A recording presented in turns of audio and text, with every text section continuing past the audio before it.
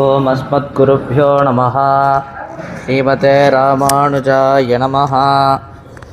శ్రీమద్వరవరమునయే నమః. శ్రీశైలేషదయాపాత్రం దీభక్త్యాదిగుణార్ణవం యతీంద్రప్రవణం వందే రమ్యజా మాతరం మునిం. లక్ష్మీనాథసమారంభాం నాథయామునమధ్యమాం అస్మదాచార్యపర్యంతాం వందే గురుపరంపరాం. యో నిత్యమచ్యుతపదాంబుజయుగ్మరుగ్మ వ్యామోహదస్తతితరాణి తృణాయ మేనే. అస్మద్గురోర్భగవతోస్య దయైకసింధోః రామానుజస్య చరణౌ శరణం ప్రపద్యే. మాతాపితా యువతయస్తనయా విభూతిః సర్వం యదేవ నియమేన మదన్వయానాం. ఆద్యస్య నః కులపతేర్వకులాభిరామం శ్రీమత్తదంఘ్రియుగళం ప్రణమామి మూర్ధ్నా. భూతం సరశ్చ మహదాక్వయ భట్టనాథ శ్రీభక్తిసారకులశేఖరయోగివాహాన్ భక్తాంఘ్రిరేణుపరకాళయతీంద్రమిశ్రాన్ శ్రీమత్పరాంకుశమునిం ప్రణతోస్మి నిత్యం. నీళాతుంగస్తనిగిరితటే సుప్తముద్బోధ్య కృష్ణం పారార్థ్యం స్వం శ్రుతిశతశిరసిద్ధమధ్యాపయంతే. సోత్తిష్టాయాం స్రజినిగళితం జాబలాత్కృత్య భుంక్తే. గోదా తస్యై నమయితమిదం భూయ ఏవాస్తు భూయః. అన్నవయల్ పుదువయాండాళరంగర్కే பண்ண திருப்பாவை பல்பதியம் இன்னிசையால் பாடிக் கொடுத்தாள் நற்பாமாலை. பூமாலை சூடிக் கொடுத்தாலை சொல்ல சூடிக் கொடுத்த சுடர் கொடிய தொல்பாவை பாடி அருளவல்ல பல்வளையாய். நாடினி வேங்கடவர்க்கென்ன விதி என்ன இம்மாத்தம் நாம் கடவா வண்ணமே நல்கு. శ్రీమత్కృష్ణ సమాహ్వాయ నమో యామున సూనవే. యత్కటాక్షైకలక్ష్యాణాం సులభ శ్రీధర సదా. శ్రీమద్వేదమార్గ ప్రతిష్టాపనాచార్య ఉభయ వేదాంత ప్రవర్తకాచార్య శ్రీమద్ పరమహంస పరివ్రాజకాచార్యులైనటువంటి శ్రీ ఇదిగిరితిరాజ నారాయణ రామానుజ జీయర్ స్వామి యొక్క విశేషమైన అనుగ్రహం చేత ధనుర్మాస ఉపన్యాసమాల అనేటువంటి కార్యక్రమం ద్వారా గోదాదేవి అనుగ్రహించిన తిరుప్పావి అనేటువంటి గ్రంథాన్ని అనుభవించుటకై మనం అందరం ఇక్కడ చేరి ఉన్నాము. ముందు తెలిపినటువంటి అంటే ఇప్పుడు 6వ పాసురం నుంచి 15వ పాసురం వరకు ఏ క్రమంలో ఉందంటే ఒక్కొక్క గోపికగా నిద్ర లేపుకొని అందరూ కలిసి ఆ కృష్ణ పరమాత్మ దగ్గరికి వెళ్తున్నారు. ఇప్పుడు ఆ క్రమంలో ఈరోజు 12వ పాసురం. ముందుగా పాసురాన్ని అనుసంధానం చేసుకొని దాని యొక్క ప్రతిపదార్థాన్ని దాంట్లోని విశేషార్థాలన్నింటినీ అనుభవిస్తాం.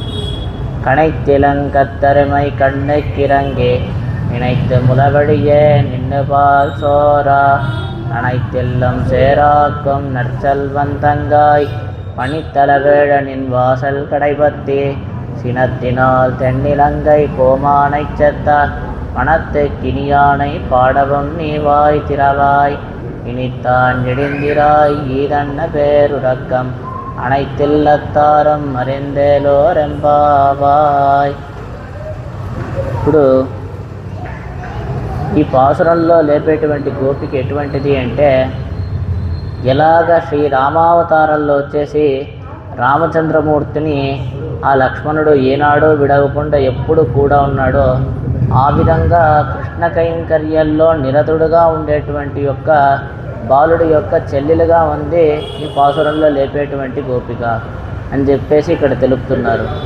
అంటే నర్చల్వంతంగా అని చెప్పేసి పాసురంలో చూపిస్తున్నారు. అంటే అటువంటి ఆ కృష్ణ కైంకర్యం అనేటువంటి సంపదను పొందిన అటువంటి వాడి యొక్క చెల్లెలు అని చెప్పేసి ఇక్కడ చూపిస్తున్నారు.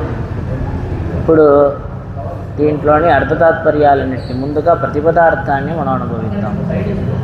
ఇళం లేత వయస్సు గల కండ్రు దూడలను గల ఎరుమై గేదెలు కణైత్ తమ వద్ద పాలు పితుకువారు లేనందున అరిచి కన్నుక్ తన దూడల పట్ల ఇరంగి దయచూపి నినైత్ తన దూడ తన వద్ద పాలు తాగుచున్నట్లు తలచి ములవడియే తన పొదుగు నుండి నిన్నే నిలచి పాలు స్రవింపగా ఇల్లం ముంగిటిని సేరాక్కం వరదగా చేయుచున్న నర్చల్వన్ గొప్ప సంపదను గలవాణి యొక్క తంగాయ్ చెల్లెల పని మంచు తలపై వీళ్ళ పడుచుండగా నీ వాసల్ కడై వాకిటి గడపను పత్తి పట్టుకొని చినత్తినాల్ కోపము చేత తెన్నిలంగై అందమైన లంక యొక్క కోమానై ప్రభువకు రావణుణ్ణి సెత్త సంహరించిన మనత్తెక్కినియానై మనస్సుకు ప్రియమైన వాడుకు శ్రీరాముని పాడినను నీవు వాయితిరవాయ్ నోరు తెరచి మాట్లాడవు ఇనిత్తాన్ ఇంకను విడిందిరాయ్ లేవకుండానున్నావు ఇది ఎన్న పేరు రక్కం ఏమి పెద్ద నిద్ర అణైతిల్లతారం అన్ని ఇండ్లవారును అరింద్ మా రాకను తెలుసుకునిరి ఏలో రెంబావాయ్ అని చెప్పేసి ఈ పాసురం యొక్క ప్రతిపదార్థం ఉంది. ఇప్పుడు దీంట్లోని విశేషార్థాలన్నింటినీ ఒక్కొక్కటిగా నిదానంగా మనం వచ్చేసి అనుభవిద్దాం. మనం అవతారిక ప్రకరణంలో చూసాం. పాసురంలో లేపబడేటువంటి గోపిక ఎలా ఉంది అంటే, రామావతారంలో శ్రీరామచంద్రమూర్తిని ఆ లక్ష్మణుడు ఎలా ఒక క్షణం కూడా విడవకుండా ఉన్నాడు, ఇలాగా శ్రీరామ కైంకర్యమే చేస్తూ ఉన్నాడు. ఆ విధంగా కృష్ణుణ్ణి ఒక్క సెకండ్ కూడా వదలకుండా, ఒక్క క్షణం కూడా కృష్ణుణ్ణి వదలకుండా ఆ కృష్ణ కైంకర్యంలోనే నిమగ్నుడై ఉండేటువంటి వాడి యొక్క చెల్లెలన్నమాట ఈ పాసురంలో లేపబడేటువంటి గోపిక. అటువంటి గోపికని ఇక్కడ నిద్రలేపుతున్నారు. ఇది దీని యొక్క అవతారిక. ఇప్పుడు దీంట్లో చెప్పబడినటువంటి అర్థాలన్నింటినీ అనుభవిద్దాం. కణైత్ అంటే అరుస్తోంది అని, శబ్దిస్తోంది. ఎందుకు ఆ ఆవులన్నీ అరుస్తోందంట. ఎందుకయ్యా ఆవులన్నీ అరుస్తోంది అంటే, ఏం లేదు, దానికి పాలు పితకడానికి ఎవరు లేరు, ఆ భారం తాళలేక ఆ శ్రమ చేత అది ఓను అరుస్తోంది అని చెప్పేసి ఇక్కడ చూపిస్తున్నారు. ఇళంకత్తెరుమై, ఇప్పుడు విషయం ఏంటంటే, దానికి కొద్దిగా వయసు అయి ఉంటే కూడా కొద్దిగా ఓర్చుకోగలదు. అలా కాదు, లేత వయస్సు కలిగినటువంటి ఆవులు అనమాట. లేత వయస్సులో ఉండేటువంటి ఆవులు కావడం చేత అది ఓర్చుకోలేకపోతోంది. ఆ భారం తాళలేక ఆ శ్రమ చేత ఓ అని చెప్పేసి అరుస్తోంది. కన్నెక్కిరంగి అంటే, ఈ భారం అయినా ఉండని, ఈ శ్రమమైనా ఉండని, దీనికి బాధ ఏందో తెలుసా? అరే, ఆ దూడలు ఇంకా రాలేదే, ఇంకా పాలు తాగలేదే, దానికి పాపం ఆకలేస్తూ ఉంటుంది, అదేమైపోతుందో అని చెప్పేసి దీనికి అంత బాధ, అది తాళలేక అది అరుస్తోంది అని చెప్పి. ఏ విధంగా అంటే, భగవంతుడు తమ ఆశ్రితుల పట్ల ఎలా ఉంటాడో దానికి నిదర్శనంగా ఉంది అని చెప్పేసి తెలుపుతున్నారు. అంటే ఏం లేదు, ఆ ఆవు వచ్చేసి పరమ దయతో తన దూడలకి ఎలా పాలిస్తుందో అదేవిధంగా భగవంతుడు కృప చేసి భాగవతోత్తములందరినీ, అంటే తన యొక్క ఆశ్రితులందరినీ స్వామి అనుగ్రహిస్తున్నాడు. అంటే ఆ దూడలకి ఆ ఆవులు ఎలా పాలిస్తుందో అదేవిధంగా మన మీద కృప చూపి స్వామి అనుగ్రహిస్తున్నాడు, దానికి ఇది నిదర్శనంగా ఉంది అని చెప్పేసి తెలుపుతున్నారు. అదేవిధంగా ఇది ఇంకో విషయానికి కూడా నిదర్శనంగా ఉంది. ఏంటంటే, ఆచార్యవర్యులు ఎలాగా పరమ కృపచేత తమ శిష్యులకి విశేషమైన అర్థాలన్నింటినీ బోధిస్తారు, ఆ విధంగా ఈ ఆవులు కూడా ఎంతో దయచూపి తమ దూడలకి పాలిస్తోంది అనేటువంటి విషయాన్ని ఇక్కడ చూపిస్తున్నారు. ఆ విధంగా ఆ దూడలు ఇంకా రాలేదే అని బాధపడుతోంది. అలా బాధపడుతూ దానివల్ల ఏమైందంటే, ఇప్పుడు దీంట్లో ఇంకో విషయాన్ని చూపిస్తున్నారు. ఇప్పుడు ఆ పాలు పితకలేదు అనేటువంటి దానికి ఆ ఆవు వచ్చేసి ఎంత శ్రమ పడుతోంది. ఒక్కచోట అలా నిలబడలేక, ఆ భారాన్ని తట్టుకోలేక అంత శ్రమ పడుతోంది. అమ్మా, నువ్వు నిద్రలేదు కదా, నువ్వు నిద్రలేవలేదు, ఆ కృష్ణుడి దగ్గరికి ఎప్పుడు పోతాం, కృష్ణుడి దగ్గరికి పోవాలి, ఆలస్యం అయిపోతుంది అని చెప్పేసి ఆ ఆవు ఏ విధంగా అయితే ఆ భారాన్ని తట్టుకోలేక శ్రమ పడుతోందో, మేము కూడా నువ్వు రాలేదే అని చెప్పేసి అంత శ్రమ పడుతున్నాం, ఒక్క చోట్ల నిలవలేకపోతున్నాం, అంత శ్రమగా ఉందమ్మా మాకు అని చెప్పేసి చూపిస్తోంది. ఆ విధంగా నినైత్తుములబడియే, ఇప్పుడు ఇలాగా భారాన్ని తాళలేక దాని యొక్క భావన ప్రకర్షం అంటే ఆ దూడ వస్తే బాగుండు, అది వచ్చి పాలు తాగితే బాగుండు, అలా నోరు పెట్టి అలా పాలు తాగితే బాగుండు అని చెప్పేసి దాన్నే అనుకుంటూ ఆ భావన ప్రకర్షణ చేత నిజంగానే దూడలు వచ్చినట్టు, నిజంగానే అది పాలు తాగుతున్నట్టు అది భావించి అది అలాగే పాలు ఇవ్వసాగిందనమాట. అలాగే పాలు స్రవించిందనమాట. అలాగ పొదుగు నుంచి పాలు అదే కారిపోతూ ఉందన్నమాట. ఆ విధంగా నినైత్యముల వెళ్ళియే అని చెప్పేసి ఇక్కడ చూపిస్తున్నారు. ఇప్పుడు ఒకటి పాలు వచ్చేసి దూడ నోట్లోకైనా పోవాలి, లేకపోతే పితికేటువంటి వాడి చేతి ద్వారా ఆ పాత్ర లోపలికైనా పోవాలి. రెండూ కాకుండా మొత్తం నేల మీదే పడిపోతుంది ఇక్కడ అని చెప్పేసి ఇక్కడ చూపిస్తున్నారు. నిన్ను బాల్చోరా, ఆ పాలు ఊరికి అలా పడిపోయి ఆగిపోవడం కాదు, నిరంతరంగా అలాగే పడుతూ ఉంది. అంటే దాని యొక్క భావన మారకుండా ఉండడం చేత ఆ భావన ప్రకర్షం అంటే నిజంగానే దూడ వచ్చింది పాలు తాగుతోందని చెప్పేసి ఆ భావన దానికి మారనే లేదు. కాబట్టి ఆగకుండా పాలలా కారుతానే ఉంది. ఎలాగ ఉందంటే తిరుమల కొండపైన ఎన్నో దారులన్నీ ఉన్నాయి, కుమారధార మొదలైనటువంటి ఎన్నో దారులన్నీ ఉన్నాయి. ఆ విధంగా అక్కడ ఎలాగ జలప్రవాహం ఎలా ఉంటుందో ఆ విధంగా ఇక్కడ పాలు ప్రవహిస్తోంది, పాలు కారుతోంది అనేటువంటి విషయాన్ని ఇక్కడ చూపిస్తున్నారు. అలా పడుతూ ఉంటే ఇక్కడ ప్రశ్న ఏందండి, దూడలకు వచ్చేసి పాలు పితకలేదంట, దానివల్ల దానికి శ్రమ అంట, ఆ శ్రమని తాళలేక నిజంగా దూడలేదో వచ్చేసినట్టే అది తెలుస్తోందంట. అది అలా తలచి అదే పాలు అలాగే ఇవ్వసాగింది, కారుతోంది అని చెప్తున్నారే. అసలు ఆ ఆవులకి ఎందుకు పాలు పితకలేదు?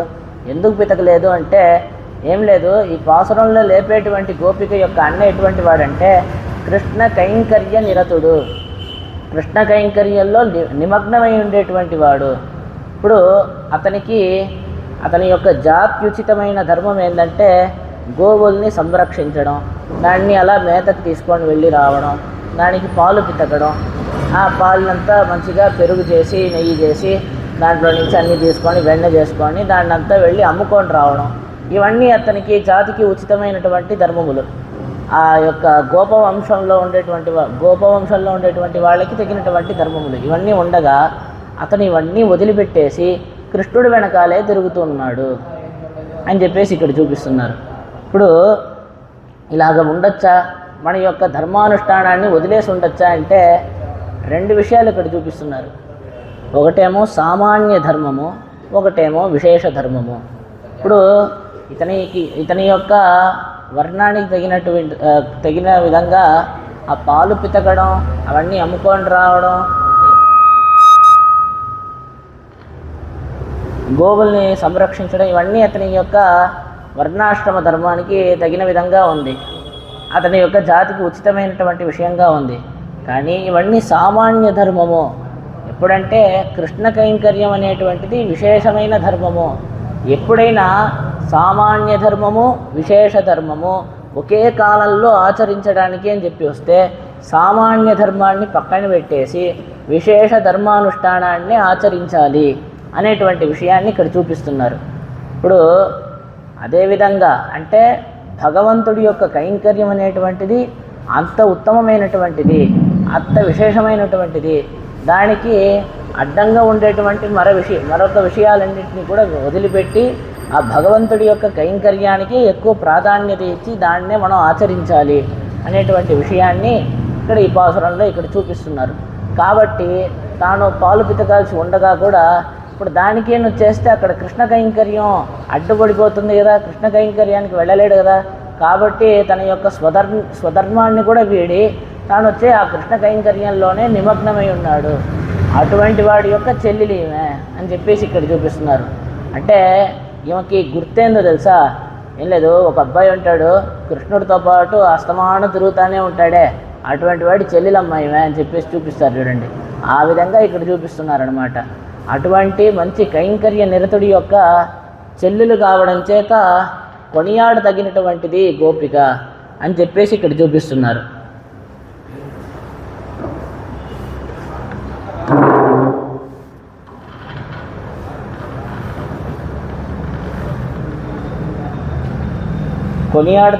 తగినటువంటిది గోపిక అని చెప్పేసి పాసురంలో ఈ విధంగా చూపిస్తున్నారనమాట.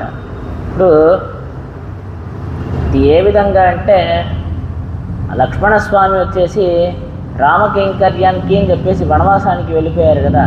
ఇప్పుడు ఆయన ఏమైనా ఆయన క్షత్రియ ధర్మానికి అనుకూలంగా అగ్నికార్యాలు యజ్ఞయాగాదులు హోమాలన్నీ కరెక్ట్గా చేశారా అంటే గృహస్థాశ్రమంలో ఉండేటువంటి వాళ్ళు వచ్చేసి నిత్యం అగ్నిహోత్రం చేయాలి అని చెప్పేసి శాస్త్రం విధిస్తోంది. అవన్నీ ఆయన ఆచరించారా అంటే లేదు, రామ కైంకర్యంలోనే నిరతుడిగా ఉన్నాడు. ఇవన్నీ సామాన్య ధర్మము. భగవంతుడి యొక్క కైంకర్యమును వస్తే దానికి ఎక్కువ ప్రాధాన్యత. ఇప్పుడు అలాగని చూస్తే ధనుర్మాసం ఇప్పుడు నడుస్తోంది. పొద్దున 4 గంటలకల్లా గుడికి వెళ్ళిపోతాం.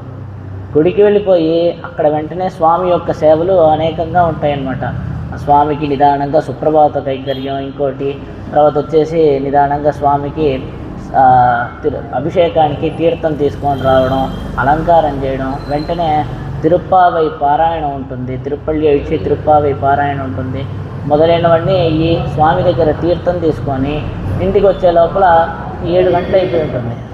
అరే తెల్లవారుజామున మనం సంధ్యావందనం చేయాలి, సూర్యోదయానికి పూర్వమే చేయాలి.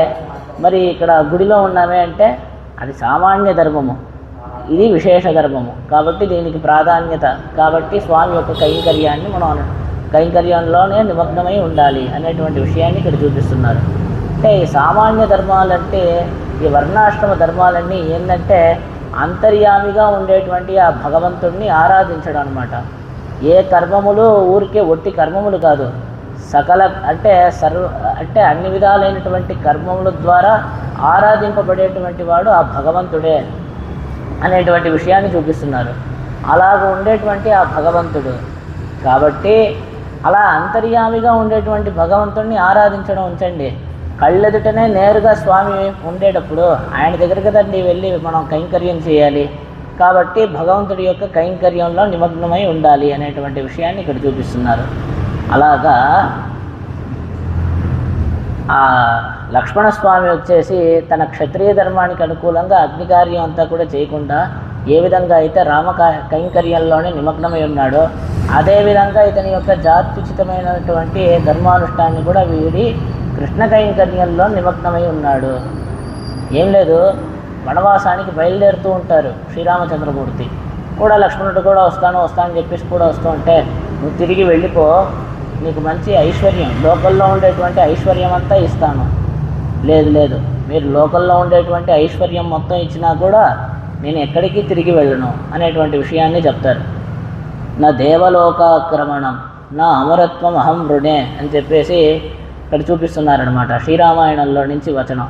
మీరు నాకు అమరత్వం ఇచ్చినా, ఆ దేవలోకాన్ని ఇస్తా అన్నా, పరమపదాన్నే ఇస్తా అన్నా, లోకల్లో ఉండేటువంటి అన్ని ఐశ్వర్యాలు ఇస్తా అన్నా, దేన్ని ఇస్తా అన్నా కూడా నాకేది వద్దు, నాకు మీ కైంకర్యమే కావాలి, శ్రీరాముడే పరమప్రాప్యం అని చెప్పేసి ఆ లక్ష్మణుడు ఎలా ఉన్నాడు ఆ విధంగా ఉండేటువంటి గోపబాలుడు అనేటువంటి విషయాన్ని ఇక్కడ చూపిస్తున్నారు.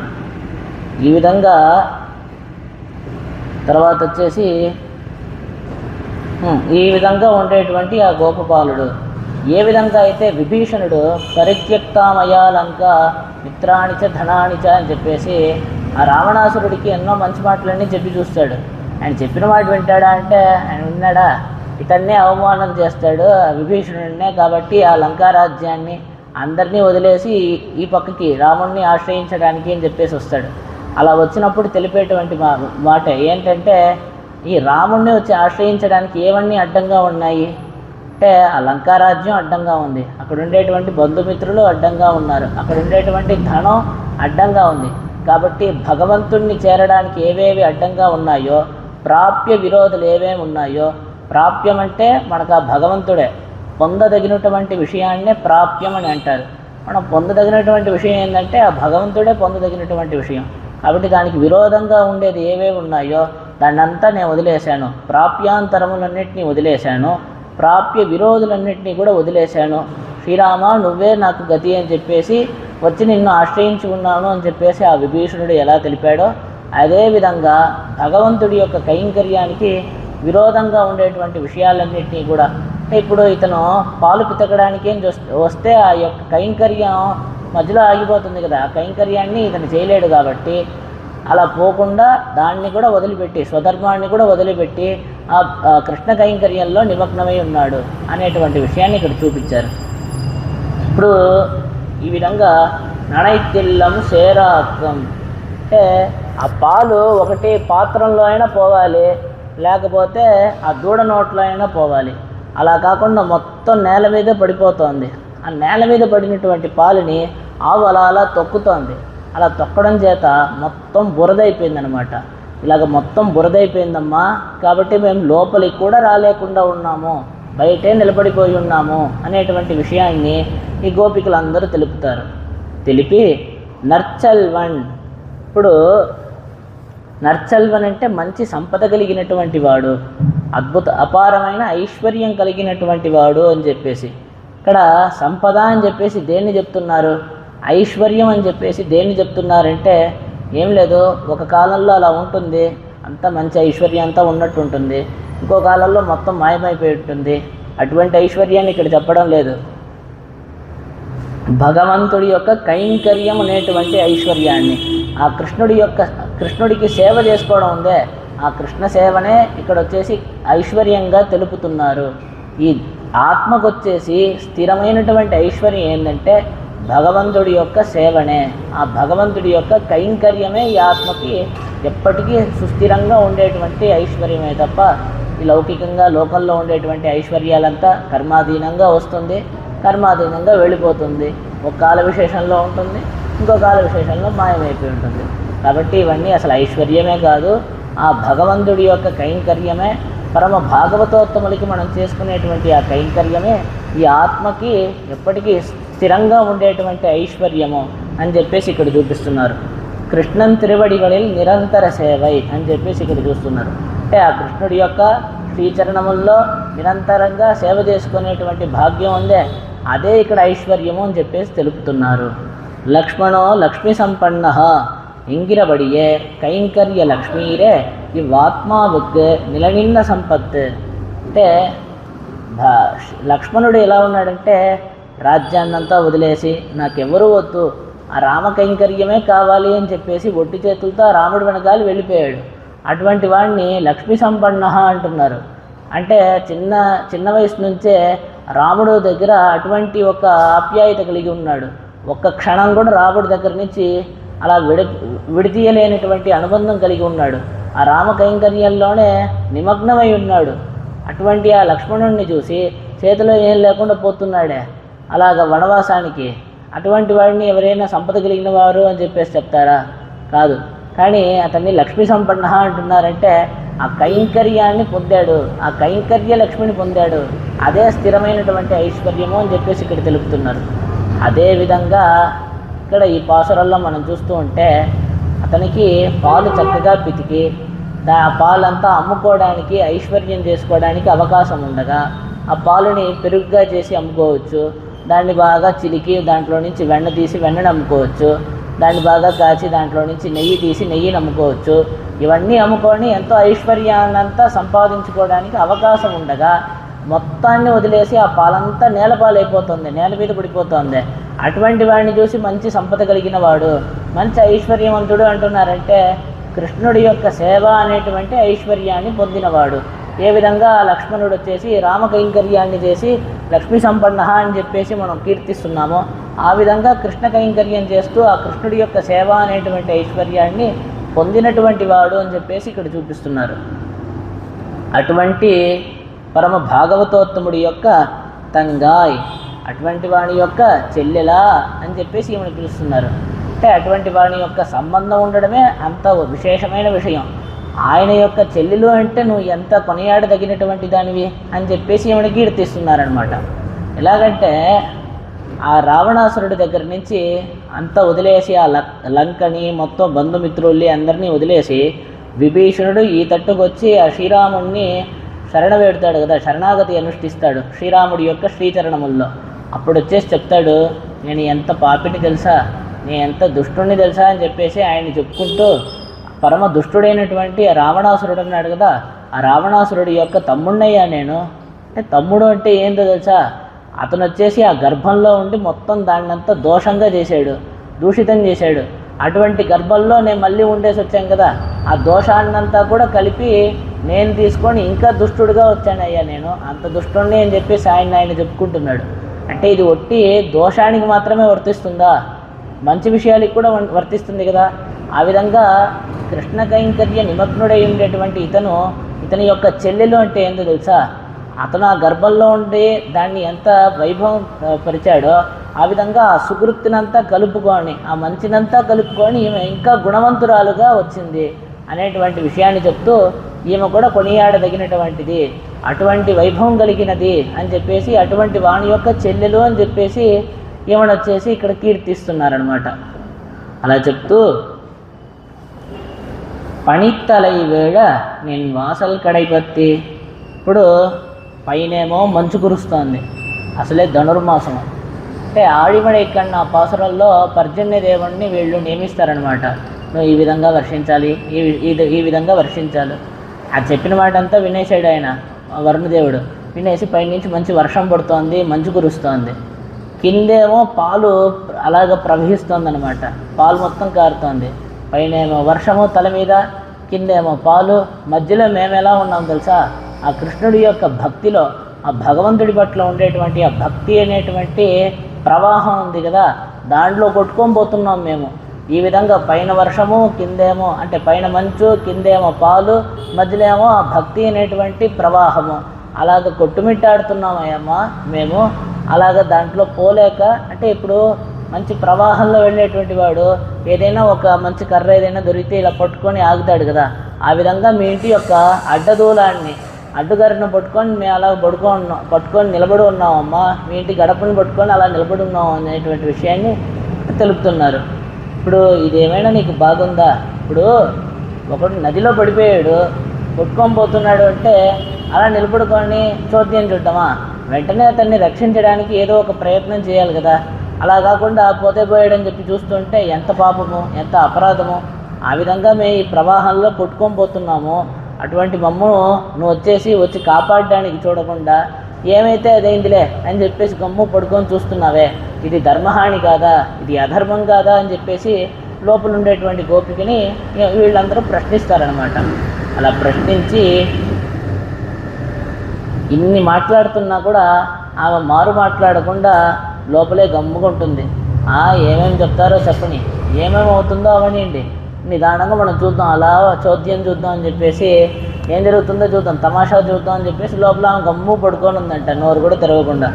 అప్పుడు వీళ్ళందరూ ఏం భావిస్తారంటే, ఆ కృష్ణుడు ఎటువంటి వాడంటే వీళ్ళకి అంత అల్లాడబెడతారనమాట. ఈ గోపికల్ని కృష్ణుడు అల్లాడబెట్టిన విధంగా ఎవరు అల్లాడబెట్టలేదు. ఆ విధంగా ఏంలే, యమునా నదికి వెళ్ళి కుండలో అంతా నీళ్లు తీసుకొని వస్తుంటే ఆ కుండనంతా పగలగొట్టేసేది, రాయి వేసి పగలగొట్టేసేది. వెన్నై విழுங்கி வெறுங்கலத்தை வெற்பிடையிட்டு அதை நோசைகேட்கும் கண்ணபிரான் கர்த்தகல்விதன்னை కాక్క ఎల్లోము మగనై కావాయ్ అని చెప్పేసి పెరియాళ్వార్ తిరుముడి అనేటువంటి గ్రంథంలో శ్రీ విష్ణుచిత్తులు అనుగ్రహిస్తున్నారు. అంటే వెన్ననంతా తినడం కాదు, ఆ కృష్ణుడికి వెన్నంతా తినేస్తాడంట. తినిన తర్వాత ఆ పాత్ర ఉంటుంది కదా, కుండ ఉంటుంది కదా, ఖాళీ కుండ, దాన్ని తీసి కింద పోయేసి పగలగొట్టేస్తాడనమాట. ఆయనకి ఆ శబ్దం వినడం అంటే అంత ప్రియంగా ఉందన్నమాట. అంటే వెన్నంతా తినేసేయడం, ఖాళీ పాత్రని ఎత్తుకొని ఆ కుండని ఎత్తుకొని కింద వేసి పగలగొట్టేయడం. అలా పగలగొట్టేస్తే అది ఢామంటుంది. చిన్నపిల్లల్ని మనం చూస్తూ ఉంటాం, వాళ్ళకి ఏదైనా వస్తువు ఇచ్చామనుకోండి, దాన్ని వేసి కింద కొట్టేసి పక్క నవ్వుతూ ఉంటారు. ఆ విధంగా వచ్చేసి ఆ కృష్ణుడికి కూడా మొత్తం ఆ కుండలంతా పగలగొట్టేసి వెన్నంతా దొంగలించి ఎంత అల్లాడి పెడతాడంటే, ఒక ఇంటికి వెళ్ళి వెన్నని దొంగలించడానికి అని చెప్పేసి వెళ్తాడంట. ఆ వెన్నని దొంగలించడానికి అని చెప్పేసి వాళ్ళ ఇంటికి వెళ్ళి వాళ్ళ ఇంట్లో ఉండేటువంటి పాలు, వెన్న, పెరుగు అన్నీ దొంగలించేసి అంతా పూర్తిగా తినేసి అలా వెళ్ళిపోతాడు. వెళ్ళిపోయిన వెంటనే ఆ ఊర్లో ఉండేటువంటి వాళ్ళందరూ వీళ్ళ ఇంట్లో ఏదో దొంగతనం జరిగిందంట అని చెప్పేసి గుంపుగా ఇంటి దగ్గర చేస్తారు. ఎవరు అంట వీళ్ళ ఇంటి మీద పడిపోయి వీళ్ళ ఇంట్లో ఉండేటువంటి వెన్నని, పాలని అంతా తినేసి వెళ్ళిపోయారంట. అయ్యయ్యో ఏమన్యాయం అని చెప్తూ ఉంటాడు. తినేసి వెళ్ళిపోయింది కృష్ణుడు కదా, ఆయన ఏం చేస్తాడంటే వెనక దగ్గర నుంచి పారిపోయి మళ్ళీ ముందర పక్క ఉండేటువంటి జనాలు ఉన్నారు కదా, జనాల్లో ఈయన కూడా చేరిపోయి అయ్యయ్యో అవునా, ఇటువంటి దుర్మార్గమైనటువంటి పని ఎవరు చేశారు, ఇలా కూడా దొంగతనం చేస్తారా అని చెప్పేసి ఈయన చెప్తాడనమాట.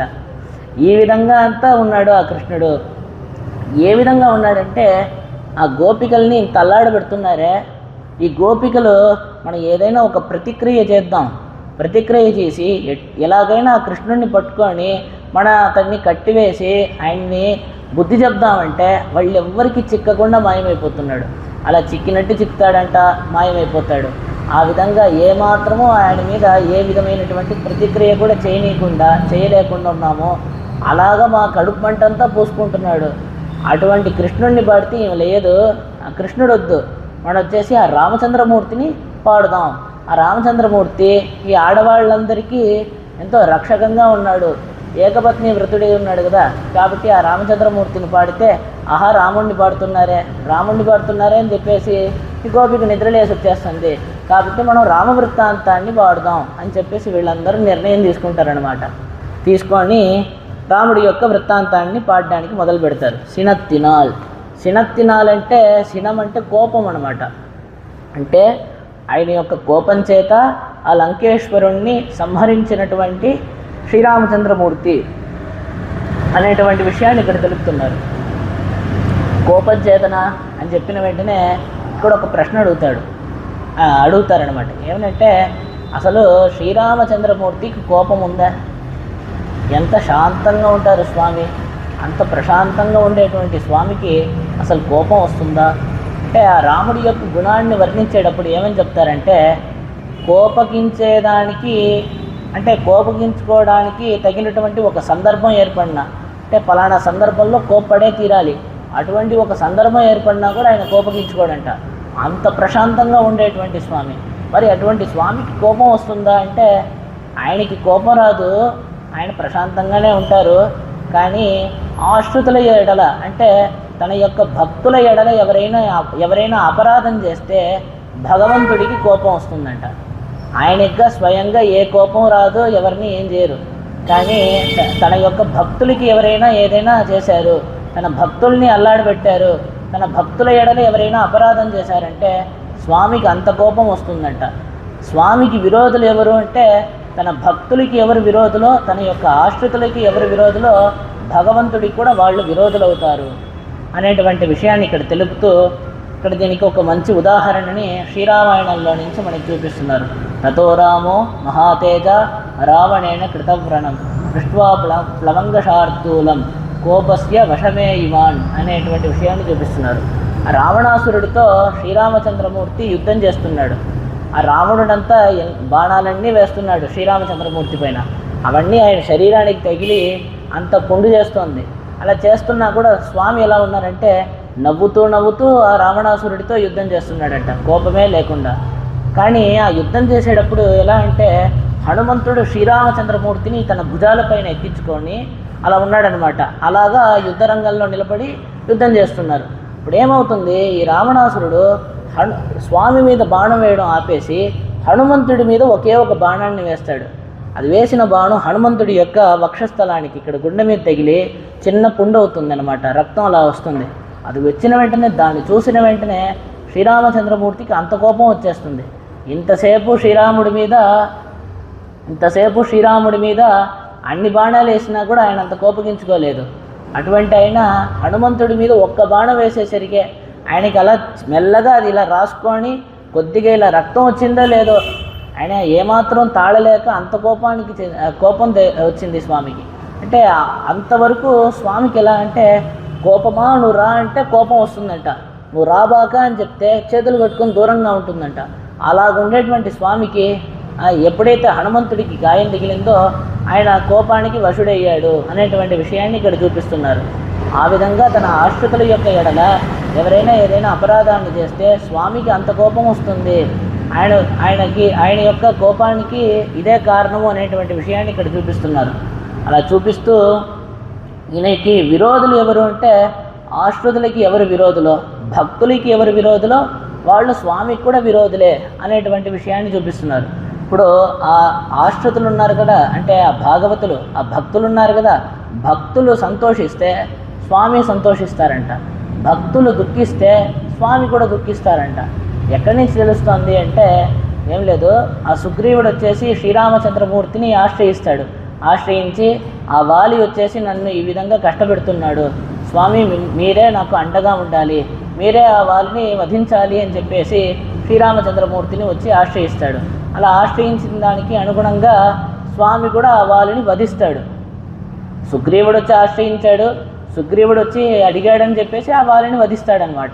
ఈ విధంగా అంత కష్టపెడుతున్నాడు అని చెప్పేసి ఆ వాలిని వధిస్తాడు. ఆ వాలిని వధించిన వెంటనే సుగ్రీవుడు ఆ వాలి దగ్గర కూర్చొని ఓ అని ఏడవడం మొదలుపెట్టాడు. అంటే నేను ఎంత పాపాత్ముడిని, మా అన్ననే నేను చంపేసుకున్నానే.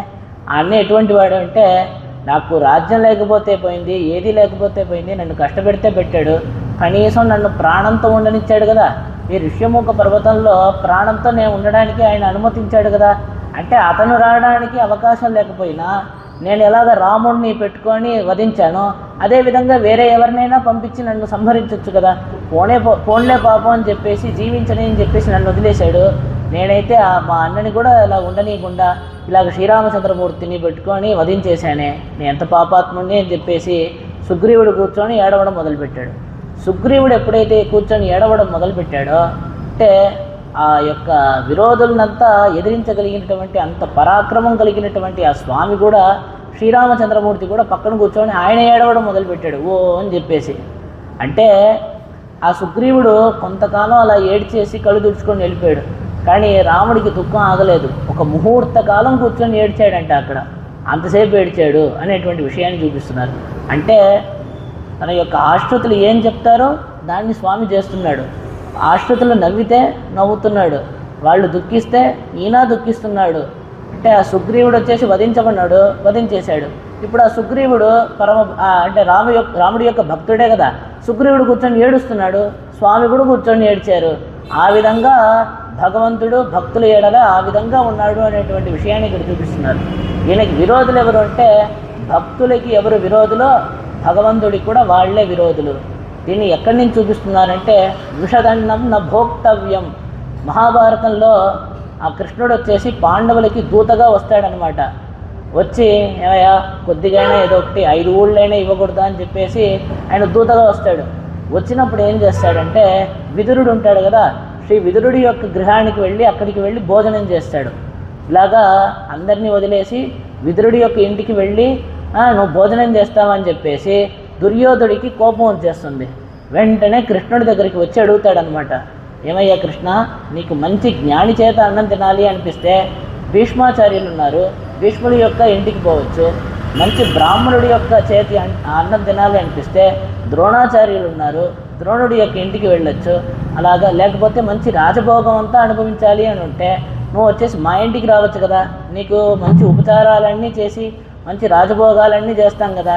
అటువంటిది నువ్వు అలాగా భీష్ముల వారి ఇంటికి పోకుండా, ద్రోణాచార్యుల వారి ఇంటికి పోకుండా, మంచి మా ఇంటికి రాకుండా ఏం లేనటువంటి ఆ విదురుడి యొక్క ఇంటికి ఎందుకు వెళ్ళావయ్యా అని చెప్పేసి ఆ దుర్యోధనుడు వచ్చేసి ఆ కృష్ణ పరమాత్మని ప్రశ్నిస్తాడు.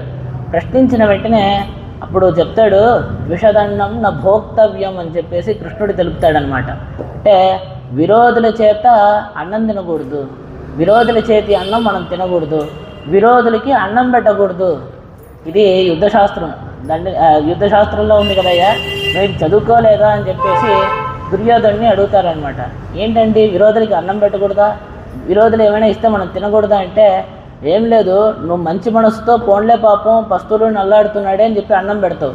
రేపు పొద్దున వాడికి ఏమైనా అయిందనుకోండి, అందరూ ఎవరిని అనుమానిస్తారు, ఇతన్నే అనుమానిస్తాడు, ఇతనే అతనికి విరోధి, ఇతనే అన్నంలో ఏదో కలిపిచ్చేశాడు, ఆయన కళ్ళు తిరిగి పడిపోయాడు అని చెప్పేసి మన మీదకి వస్తుంది. అదేవిధంగా విరోధుల చేత అన్నం తినకూడదు అని చెప్పేసి చెప్తున్నారు. అంటే మనకి ఏదో ఇస్తున్నాడులే పాపం మంచి మనసుతో ఇస్తున్నాడని చెప్పి మనం ఏమైనా తీసుకున్నాం అనుకో, అతను ఏ ఉద్దేశంతో ఇస్తున్నాడో దాంట్లో ఏం కల్పిస్తున్నాడో మనకు తెలియదు. కాబట్టి విరోధులకి మనం అన్నం పెట్టకూడదంట, విరోధులు ఏమైనా ఇస్తే అంటే తీసుకోకూడదు, స్వీకరించకూడదు అనేటువంటి విషయాన్ని తెలుపుతున్నారు.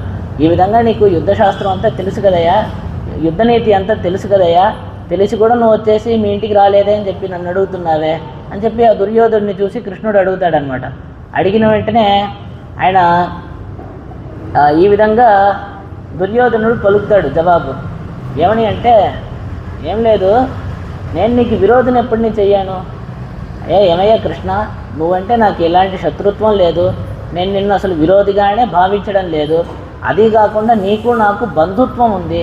ఈ విధంగా ఉండేటప్పుడు నువ్వు వచ్చేసి నన్ను విరోధిగా ఎంచావు అంటే, నన్ను విరోధిగా ఇలా ఎంచి మా ఇంటికి భోజనానికి రాలేదు అని చెప్తున్నావే, ఇదేమైనా తగునా అని చెప్పేసి ఆ దుర్యోధనుడు వచ్చేసి అడుగుతాడనమాట. దుర్యోధనుడు అడిగిన వెంటనే కృష్ణ పరమాత్మ చెప్తాడు, నువ్వు నన్ను విరోధిగా తలచకపోతే పోయావు, నేను నిన్ను విరోధిగా తెలుస్తున్నాను. ఎందుకయ్యా అంటే, నువ్వు పాండవుల్ని ద్వేషిస్తున్నావు కదా అని చెప్పేసి ఆ దుర్యోధనుడిని చూసి ప్రశ్నిస్తాడనమాట స్వామి. అవును, ఈ దుర్యోధనుడు వచ్చేసి దానికి జవాబు తెలుపుతాడు, అవునవును నేను పాండవుల్ని ద్వేషిస్తున్నాను అని చెప్పేసి. ఇప్పుడు పాండవుల్ని ద్వేషిస్తే నీకేమైంది అని చెప్పేసి కృష్ణుడిని చూసి అడిగితే, మమ ప్రాణాహి పాండవాహ, నాకు ప్రాణ సమానులైనటువంటి వాళ్ళు ఆ పాండవులు, అంటే నా యొక్క భక్తులు. నువ్వు ఎప్పుడైతే వాళ్ళని విరోధిస్తున్నావో, ఎప్పుడైతే వాళ్ళని ద్వేషిస్తున్నావో, నువ్వు కూడా నాకు విరోధి అని చెప్పేసి స్వామి తెలుపుతున్నారనమాట. అంటే తమ యొక్క భక్తులకి ఎవరైతే విరోధులో భగవంతుడికి వాళ్లే విరోధులు అవుతున్నారు అనేటువంటి విషయాన్ని ఇక్కడ చూపిస్తున్నారనమాట. ఆ విధంగా తెన్నిలంగై కోమానై, ఆ విధంగా కోపంతో ఎవరిని సంహరించాడు శ్రీరామచంద్రమూర్తి అంటే, తెన్నిలంగై కోమానై, ఆ లంకేశ్వరుణ్ణి సంహరించాడు. ఆ లంకేశ్వరుడు అంటే అంత వైభవం కలిగినటువంటి వాడంట. హనుమంతుడే ఆ రావణాసురుణ్ణి అలాగ సీతా అమ్మవారిని వెతకడానికి అని చెప్పేసి ఇక్కడి నుంచి సముద్రాన్ని లంఘించి ఆ తట్టుపోతారు కదా. పోయినప్పుడు అతని యొక్క తేజస్సునంతా చూసి, ఆహా ఎంత తేజస్సు అని చెప్పేసి కొనియాడతారు. అటువంటి తేజస్సు కలిగినటువంటి రావణాసురుణ్ణి అంటే రావణాసురుణ్ణి సంహరించడం స్వామికి ఏమైనా కష్టమా అంటే, ఒకే ఒక బాణం చాలు ఆ రావణాసురుణ్ణి మట్టు పెట్టేసి ఉండొచ్చు. కానీ అతనికి ఎన్నో అవకాశాలన్నీ ఇచ్చి చూశారు. అతని యొక్క మంత్రులందరినీ వధించాడు, కుంభకర్ణుడు మొదలైనటువంటి వాళ్ళందరినీ వధించాడు, తన యొక్క పరాక్రమాన్నంతా చూపించాడు. హనుమంతుడిని పంపించాడు దూతగా. అప్పుడు హనుమంతుడి యొక్క ప్రభావాన్నైనా చూసి మారుతాడేమో అని చెప్పేసి తర్వాత అంగదుడిని పంపిస్తాడు. ఆయన వెళ్ళి అంగదుడిని పంపిస్తాడనమాట. అంటే ఆయన చెప్పేటువంటి మాటలైనా వీడు మారుతాడేమో అని చెప్పేసి. ఆ విధంగా అంటే చేసినా కూడా ఆ రావణాసురుడు ఏమాత్రం మారడనమాట. ఆ విధంగా ఉండేటువంటి రావణాసురుడిని ఒకే ఒక్క బాణంతో చంపదగిలిన అంటే సంహరించడానికి అవకాశం ఉన్నా కూడా ఆయన యొక్క సేననంతా సంహరించి, ఆయన యొక్క రథాన్ని ధ్వంసం చేసి, ఆయన యొక్క ఆయుధాన్ని ముక్కలు చేసి, ఆ విధంగా ఆ రావణాసురుడు ఎంత గర్వంతో ఉన్నాడంటే, ఒక మనిషి నాకు సమానమా అంటే, రామచంద్రమూర్తి ఒక మనిషే కదా, అంటే నాకు ఒక మనిషి అసలు సమానం అవుతాడా, నేను ఎంత పెద్ద రాక్షసుడిని అని చెప్పేసి అంత గర్వంతో ఉన్నాడంట. అటువంటి గర్వాన్నంతా అణిచి, అంటే ఆ దురభిమానం ఉంటుంది కదా, దాన్నంతా అణిచి తనకి వచ్చి మనస్తాపం కలిగించి చంపిన అనేటువంటి విషయాన్ని ఇక్కడ చూపిస్తున్నారు. రావణాసురుడిని ఒక్క బాణంతో చంపడానికి స్వామికి అవకాశం ఉన్నా కూడా ఈ విధంగా అంతా అతనికి గర్వాన్నంతా అణిచి అతనికి మనస్తాపం కలిగించి ఆ రావణాసురుడిని చెప్పినటువంటి మనత్తెక్కిని ఆనై, అంటే కృష్ణుడు మనసుకి ఎంతో సుఖంగా అనిపిస్తాడా అంటే తీయగా అనిపిస్తాడా, శ్రీరామచంద్రమూర్తి అంటే శ్రీరామచంద్రమూర్తే మనసుకి ఎంతో సుఖంగా ఉండేటువంటి వాడు, మనసుకి ఎంతో తీయగా ఉండేటువంటి వాడు అని చెప్పేసి ఇక్కడ గోదామ వారు చూపిస్తోంది. ఎందుకంటే వేంబేయాహ వளர்த்தால் எண்ணம் படியே பெண்களை படுகொலை எடுக்கும் కృష్ణனை పోలెన్నికే ఏకదార వ్రతనా ఇరుక్కై. అంటే కృష్ణుడు ఎలా ఉన్నాడంటే వెరిదే పెత్తతాయి వేంబేయాహ వளர்த்தாளే అని చెప్పేసి నాచ్యార్ తిరుముడి అనేటువంటి గ్రంథంలో గోదాదేవి అనుగ్రహిస్తోంది. ఆ యశోదాదేవి ఒక పిల్లోని పెట్టుకొని ఉంది, దేనికి పడికిమాలినోడు అని చెప్పేసి అక్కడ గోదాదేవి తెలుపుతోంది. ఆ పెంచడమైనా సరిగా పెంచవచ్చు కదా, చేదుగా పెంచింది, మమ్మల్ని అంతా ఎంత ఇబ్బంది పెడుతున్నాడు, వస్త్రాపహరణ చేశాడు, కుండలంతా పగలగొట్టేస్తున్నాడు, వెన్ననంతా వచ్చి దోచుకొని వెళ్ళిపోతున్నాడు, ఒకటా రెండా అలా కనిపించినట్టు కనిపిస్తాడు, వెంటనే మాయమైపోతాడు, ఎంత ఇబ్బంది పెడుతున్నాడు అటువంటి కృష్ణుడు అని చెప్పేసి ఇలాగ గోపికలందరినీ ఇంత ఇబ్బంది పెట్టేటువంటి కృష్ణుడు అతను ఎంత చేదుగా ఉన్నాడని చెప్పేసి గోదాదేవి అక్కడ వ్యంగ్యంగా చూపిస్తోంది. ఆ విధంగా కాకుండా శ్రీరామచంద్రమూర్తి ఎలా ఉన్నాడంటే ఏకదారా వ్రతుడు, అంటే ఏకపత్ని వ్రతుడై ఉన్నాడు. అలాగా ఆడవాళ్ళందరికీ తాను శరణంగా ఉన్నాడు, అంటే ఆడవాళ్ళందరినీ రక్షించేటువంటి విధంగా స్వామి వేం చేసి ఉన్నారు అనేటువంటి విషయాన్ని చూపిస్తూ ఇక్కడ ఏంటంటే ఇలాగా కృష్ణుడు ఏ విధంగా ఉన్నాడంటే ఇలాగంతా ఇబ్బంది పెడుతున్నారు కదా, అంతా ఇబ్బంది పెట్టి అయ్యో పాపమే వీళ్ళని నేను ఇబ్బంది పెట్టేశానే అని చెప్పేసి కనీసం వచ్చి క్షమాపణైనా చెప్తాడా? అబ్బే కుదిరితే ఇంకో 2 దెబ్బలు వేసి మాయమైపోతాడు.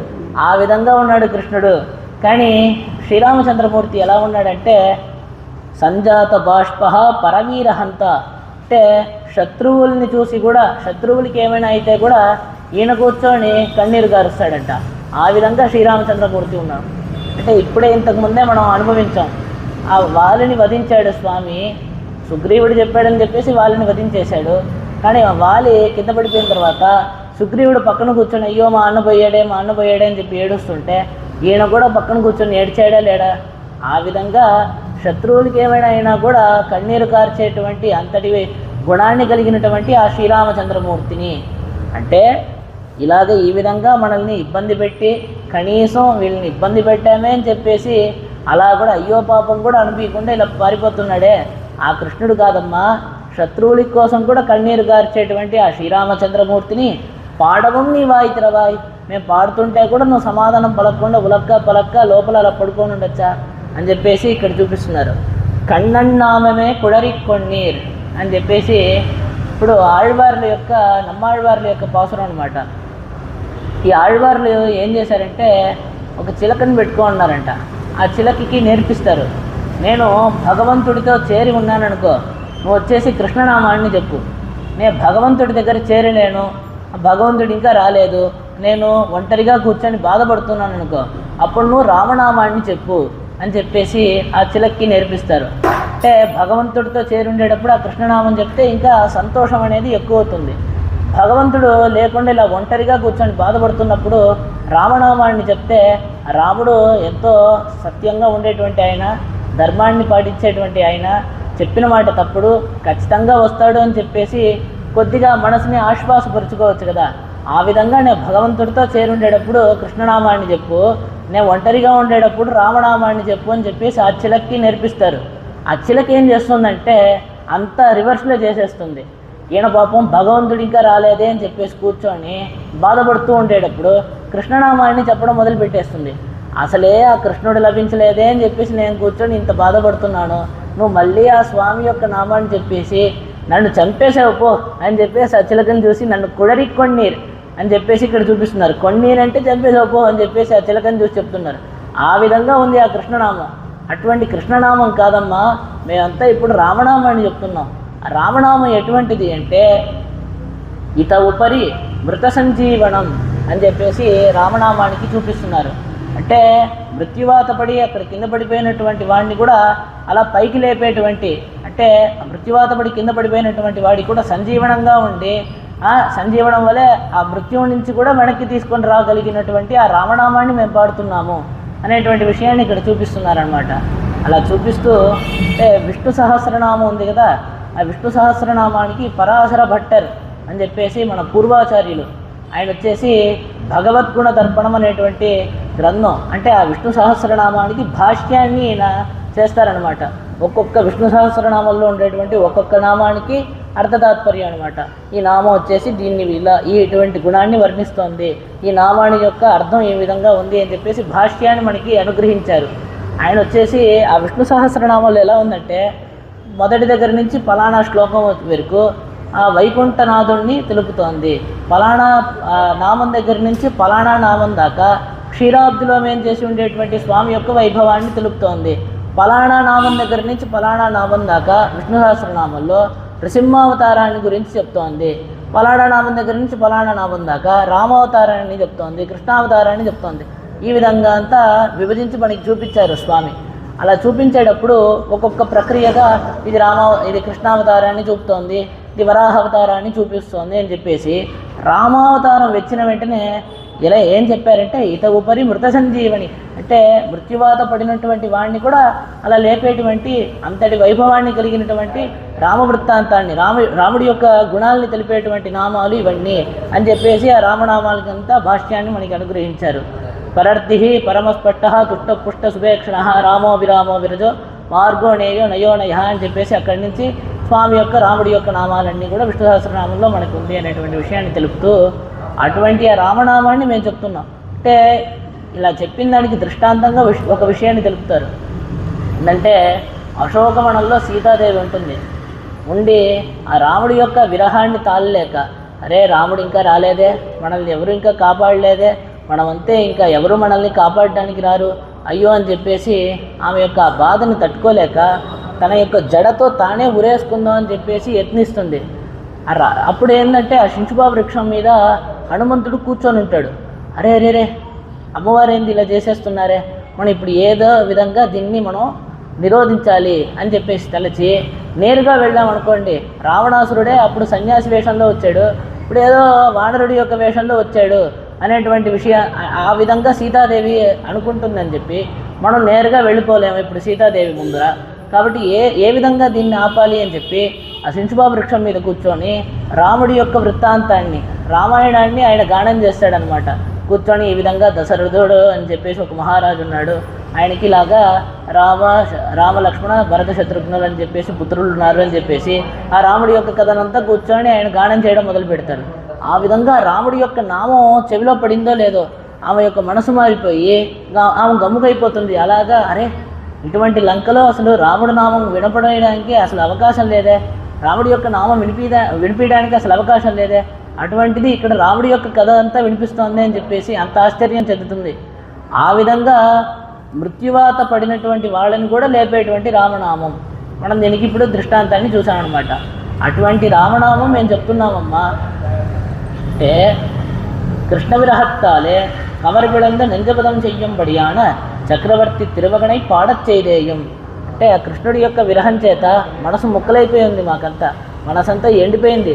అంత బాధ కలిగి ఉండేటువంటి ఈ మనసు కొద్దిగా ఉపశమనం చెందేటువంటి విధంగా ఉండేటువంటి ఆ రాముడి యొక్క నామాలంతా మేము పాడుతున్నా కూడా నువ్వు ఇలాగ పడుకొని ఉండొచ్చా అని చెప్పేసి ఆమెను చూసి అడుగుతున్నారనమాట.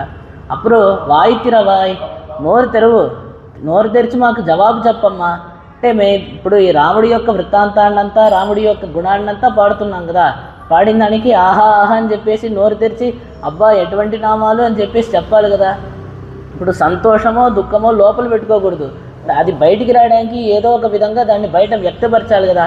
ఆ విధంగా నువ్వు ఇప్పుడు రాముడినంతా కీర్తించిన దానికి దానివల్ల ఏర్పడినటువంటి ఆ ప్రీతినంతా బయటకి వ్యక్తపరిచే విధంగా నువ్వు నోరు తెరిచి సమాధానం చెప్పమ్మా అని చెప్పేసి ఆ పడుకొని ఉండేటువంటి గోపికని వీళ్ళందరూ ప్రార్థిస్తారనమాట. ప్రార్థించగా ఇనిత్తాన్ నిడిందిరాయ్ అంటే ఎంగళాత్తామై అరివిత్త పింబం ఉరంగక్కడవో ఎడిందిరాయ్. అంటే ఇనిత్తాన్ ఎడిందిరాయ్ అంటే మేము ఎంత అల్లాడుతున్నాం, ఎంత విలవిల్లాడుతున్నాం ఆ కృష్ణుడి యొక్క విశ్లేషణం చేత, ఆ కృష్ణుడు ఇంకా లభించలేదే అని చెప్పేసి మేము ఇంత అల్లాడుతున్నామని చెప్పేసి మా యొక్క బాధ అంతా నీకు తెలిపిన తర్వాత కూడా నువ్వు విధంగా సమాధానం పలకకుండా పడుకోవడం ఏమైనా బాగుందా అని చెప్పేసి చూసి అడుగుతారనమాట. ఈదన్న పేరు రక్కం అంటే ఇదేం పెద్ద నిద్రమ్మా అని చెప్పేసి భగవత్స్వరాయ నమః ఎన్నకొండు பிறரார்த்திக்கு த்வரித்து உணர்வுனோడే పడిగి வைத்து ఇంగనే ఉరంగవదే ఎంగిరార్గల్. ఆ భగవంతుడు ఎలా ఉన్నాడు అంటే తమ యొక్క భక్తులు అలా పిలిస్తే చాలంట ఆ ఆర్తులు అంటే అతని యొక్క ఆశ్రితుల యొక్క ఆర్తధ్వని ఉంది కదా, అది విన్న వెంటనే పరుగు పరుగున స్వామి వచ్చి కటాక్షిస్తున్నారు. అటువంటి ఆ స్వామితో, అటువంటి ఆ కృష్ణుడితో నువ్వు బాగా ఆయనతో కలిసి ఉండి కూడా ఆయన యొక్క గుణాలన్నీ చూసి కూడా నువ్వు ఈ విధంగా మేము ఇంత బాధపడుతున్నావు అంటే కూడా బయటికి రాకుండా ఉన్నావే. ఆ స్వామి ఏ విధంగా పరుగున వచ్చాడో ఆయనతో నువ్వు కలిసి ఉన్నావు కాబట్టి నువ్వు కూడా అదే విధంగా పరుగున రావాలి కదా. నువ్వు ఇలా పడుకోవడం ఏమైనా బాగుందా అంటే ఆ గజేంద్రుడు పిలిచాడు, నారాయణావో మణివన్నా నాహణయాయ్ వారాయ్ ఎన్నారిడర నీకాయ్ అని చెప్పేసి, ఓ నారాయణ రావయ్యా, ఓ అఖిలకారుడా రావయ్యా, అంటే అన్నిటికీ మూలమైనటువంటి వాడా స్వామి రావయ్యా అని చెప్పేసి ఆ గజేంద్రుడు అలా పిలిచాడో లేదో, అంతే ఆ ఆశ్రితుడి కోసం అంత వేగంగా స్వామి వచ్చాడు. ఆ విధంగా నువ్వు కూడా వచ్చి మా యొక్క బాధనంతా పోగొట్టాలి కదా, తలుపు తెరుచుకొని బయటికి రామ్మా అని చెప్పేసి ఇలాగా నువ్వు ఇలా పడుకోవడం ఏమైనా బాగుందా అని చెప్పేసి ఇవన్నీ చూసి అడుగుతున్నారు. రెండో విషయాన్ని ఇంకోటి తెలుపుతున్నారు, నువ్వు ఆ స్వామి వలె ఉండకపోతే పోయావు. లోకల్లో సామాన్యులు ఉన్నారు కదా, వాళ్ళందరూ కూడా తెల్లవారిపోతే నిద్ర లేసేస్తున్నారు, నువ్వు తెల్లవారితే కూడా నిద్ర లేవలేదే. నువ్వు అంత విశేషంగా స్వామి వలె పరుగు పరుగుని రాకపోయినా లోకల్లో ఉండేటువంటి సామాన్యుల వలె తెల్లవారితే అయినా నిద్ర లేవాలి కదా, తెల్లవారినా కూడా నిద్ర లేవకుండా ఇలా ఉన్నావే, ఏమైనా బాగుందా అని చెప్పేసి ఆమెకు చూసి అడుగుతున్నారు. అడైతిల్లత్తారం మరిందే అంటే ఇంతమంది గోపికలు వచ్చి లేపిస్తే ఈమె లేచింది, ఇంతమంది గోపికలు వచ్చి ప్రార్థిస్తే ఈమె లేచింది, అంతటి వైభవం కలిగినది అని చెప్పేసి నీకు పేరు లభించాలనుకుంటున్నావేమో, దానికి కూడా అయిపోయింది. ఊర్లో ఉండేటువంటి మేమందరం కూడా వచ్చి నిన్ను పిలుస్తున్నాం, నీ యొక్క వైభవం వచ్చేసి ఊర్లో ఉండే వాళ్ళందరికీ తెలిసిపోయిందిలే అమ్మా, నువ్వు ఇంకా పడుకోనేముంది నిద్రలే అని చెప్పేసి పిలుస్తున్నారనమాట. అంటే ఇంతమంది వచ్చి లేపితే లేచింది అనేటువంటి వైభవం నీకు లభించాలని చెప్పేసి చూస్తున్నావేమో, అది ఊర్లో ఉండే వాళ్ళందరికీ తెలిసిపోయింది నీ వైభవం, కాబట్టి ఏం సమస్య లేదు, నువ్వు వచ్చేసి లేయి అని చెప్పేసి పిలుస్తున్నారు. తర్వాత వచ్చేసి ఇంకో విషయం చూపిస్తున్నారు. భగవత్ విషయం రహస్యమాహ అనుభవిక్కమిత్తనై పురంవిరుక్క పురంవిరుక్క ఆளுண்டோ వెన్నై కిడక్కిరాయాగిల్ అది ఎంగం ప్రసిద్ధమాయిత్తెన్నుమాం అంటే నాలాగా భగవత్ విషయాన్ని అనుభవించడానికి అసలు బయట మనుషులు ఉన్నారా, ఎవరు లేరే అని చెప్పేసి నువ్వు అనుకొని లోపల పడుకున్నావేమో, లేదు మేమందరం ఉన్నాం. ఇప్పుడు ఆ భగవద్ విషయం అనేది బాగా ప్రసిద్ధంగా ఉంది, నీకు ఏ ఇబ్బంది లేదు, కాబట్టి నువ్వు వెంటనే ఇలా రావమ్మా అని చెప్పేసి ఆమెను పిలుస్తున్నారు. ఈ అమ్మాయి ఎలా ఉందంటే భగవద్ రామానుజాచార్యులు అవతరించారే ఆ విధంగా ఉంది ఈమె యొక్క వైభవం అని చెప్పేసి చూపిస్తున్నారు. ఏ విధంగా అంటే ఈమె యొక్క వైభవాన్ని లోకల్లో ఉండే వాళ్ళంతా అర్థం చేసుకున్నారు. అంటే ఇంతమంది గోపికలందరూ వచ్చి లేపగా ఈమె లేచింది అని చెప్పేసి ఊర్లో వాళ్ళందరికీ ఈమె యొక్క వైభవం ఏ విధంగా తెలిసిందో భగవద్ రామానుజాచార్యులు అవతరించి విశేషమైన అర్థాలన్నింటినీ, అతి రహస్యంగా ఉండేటువంటి అర్థాలన్నింటినీ కూడా లోకల్లో ఎంతో ప్రసిద్ధిగా అందరికీ స్వామి అనుగ్రహించారు, ఆ విధంగా ఉంది ఇది అని చెప్పేసి ఇక్కడ తెలుపుతున్నారనమాట. ఈ విధంగా తెలిపి ఆమెని నిద్రలేయమ్మా అని చెప్పగా వచ్చి తలుపు తెరిచింది, వీళ్ళందరితో కలిసింది, వీళ్ళందరూ తర్వాత గోపిక ఇంటికి వెళ్ళారు. ఇక్కడతో ఈ పాసురార్థాన్ని తీసుకుంటున్నాం. రేపు పుళ్ళిన్వాయి కింటాని పుల్లావరక్కనే అనేటువంటి పాసురం, దాని యొక్క విశేషమైన అర్థాలన్నింటినీ రేపటి ఉపన్యాసంలో మనం అందరం అనుభవిద్దాం. సోచ్చిట్ట మాలికా బంధగంధ బంధుర జిష్ణవే విష్ణు చిత్తతనూజాయై గోదాయై నిత్యమంగళం మాదృశా కించన త్రాణబద్ధగంగణవా విష్ణు చిత్తతనూజాయై గోదాయై నిత్యమంగళం శ్రీమత్యై విష్ణు చిత్తార్య మనోనందన హేతవే నందనందన సుందర్యై గోదాయై నిత్యమంగళం శ్రీమతే రంజజా మాతృమునీంద్రాయ మహాత్మనే శ్రీరంగవాసినే భూయాత్ நித்யமங்கலம். ஆண்டாள் திருவடிகளே சரணம், எம்பெருமானார் திருவடிகளே சரணம், ஜீயர் திருவடிகளே சரணம். यतिराज यतिराज यतिराज जय हो, यतिराज यतिराज रामानुज जय हो, रामानुज जय हो.